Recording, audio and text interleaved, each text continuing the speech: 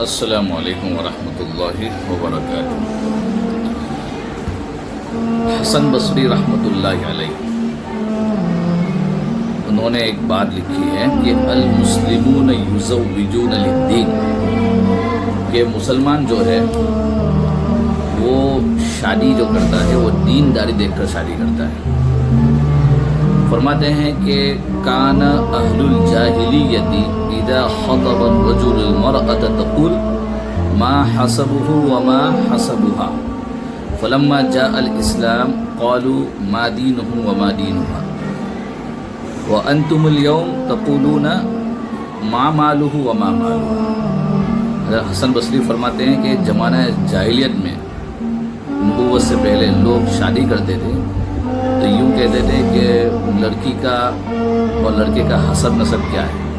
کون سے خاندان سے، کون سی کاسٹ سے ہیں، اور جس خاندان کا رعب دبدبا اور اس کا مال کے اعتبار سے، ہر اعتبار سے اس کا ایک ویلیو رہتا تھا، وہ دیکھ کر شادی کرتے تھے لڑکے لڑکیاں۔ اسلام آنے کے بعد اس مائنڈ کو چینج کیا اور اسلام نے کہا کہ یہ حسب نسب مال دولت حسن کوئی چیز نہیں ہے۔ اگر آپ کو بیوی سے، اپنے پارٹنر سے سکون چاہیے اور عافیت کی زندگی، قرآن میں 3 جگہ سکون کا لفظ آیا ہے، ایک گھر کے لیے، ایک بیوی کے لیے، ایک رات کے لیے، کہ 3 جگہوں میں اللہ نے سکون رکھا ہوا ہے دنیا میں، 3 جگہوں کو۔ تو فرمایا کہ تو اسلام آیا تو اسلام نے مائنڈ چینج کیا، تو اب لوگ اس وقت شادی کرنے لگے تو لوگ جو ہے صحابہ اکرام دینداری دیکھتے ہیں، ما دینہ و ما دینہ، ایسا پوچھتے اس کا دین کیا ہے وہ بتاؤ، اس کے اندر اسلام کتنا ہے، اسلام سے کتنا پیار محبت ہے، کتنے عمل پیرا ہے۔ اور فرمایا کہ آج یعنی حسن بصری اپنے زمانے کی بات کر رہے ہیں کہ اس زمانے میں بولا کہ ابھی نبی کا صحابہ کا زمانہ ختم ہوا تھا، تابعین کا زمانہ ہے، اور لوگ اس وقت کر رہے ہیں ما مالو و ما مالو، لڑکے لڑکی کے بارے میں، لڑکی لڑکوں کے بارے میں کہتے ہیں ان کے پاس مال کیا ہے۔ تو اب وہ زمانہ دیکھیے جو تابعین کا زمانہ، تو آج کا زمانہ دیکھیے کیسا ہے۔ تو اس لیے مال دولت کو دیکھ کر شادی کرنا،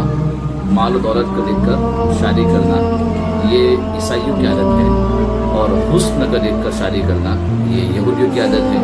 اور حسب نسب کو دیکھ کر شادی کرنا یہ مشرکین کی عادت ہے، ہندو کی عادت ہے، اور دینداری دیکھ کر شادی کرنا یہ مسلمانوں کی عادت ہے۔ ہاں البتہ آپ نے کسی دینداری کو دیکھ کر شادی کی اور اوپر والی تینوں چیزوں آپ کے مل گئی تو تریبت یدا، تو آپ کے دونوں ہاتھ گھی میں ہیں۔ اگر تینوں صفت مال بھی ملا، حسن بھی ملا، حسب نسب بھی ملا تو ساتھ میں، لیکن نمبر 1 پہلی چیز دیکھنی چاہیے دینداری ہے، تو یہ نمبر 1 اسلام اس کو پروموٹ کرتا ہے کہ دینداری دیکھ کر شادی کرنی چاہیے۔ اسی لیے خطیب بغدادی رحمۃ اللہ نے اپنی کتاب میں واقعہ لکھا ہے کہ ان کا ایک پڑوسی تھا مجوسی، تو خطیب بغدادی کی بیٹی کے لیے کوئی رشتہ آیا تو انہوں نے پڑوسی کے حقوق کے طور پر پڑوسی سے مشورہ کرنا چاہا کہ ان سے پوچھوں۔ پڑوسی سے پوچھا میری بیٹی کا رشتہ آیا ہے تو کروں یا نہ کروں؟ تو پڑوسی نے کہا کہ اسلام کس چیز کو پروموٹ کرتا ہے؟ کہا دینداری، کہ جب تمہارا اسلام اتنی اچھی چیز بتلاتا ہے تو مجھے پوچھنے کی ضرورت کیا ہے؟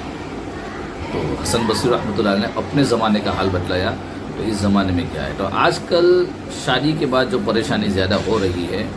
تو یہ کہ شادی سے پہلے اور شادی کے بعد بھی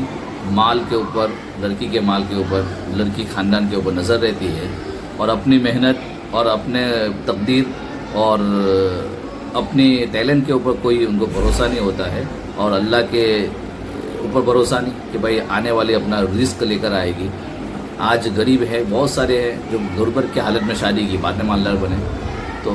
جب ہمارا جو ہے چوز کرنے کا وقت ہی غلط ہے، اور جو چیز ہم چوز کر رہے ہیں وہ غلط طریقے سے چوز کر رہے ہیں، تو اس لیے اس کی نحوست اور وغیرہ وغیرہ جو نقصانات ہیں وہ ہمارے سامنے آتے رہیں گے۔ اللہ ہمیں صحیح سمجھ عطا فرمائے۔